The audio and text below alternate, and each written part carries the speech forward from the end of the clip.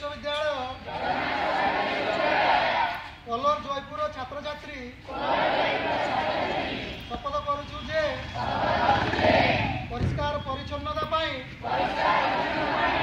अंगीकारबद्ध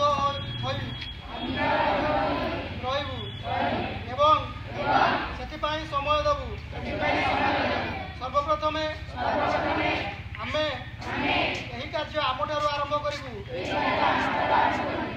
आम विद्यालय ग्राम घर सफासुतरा रखा यथासाध्य उद्यम करिबु। आमे ए जने मैला पकाइबु नाही।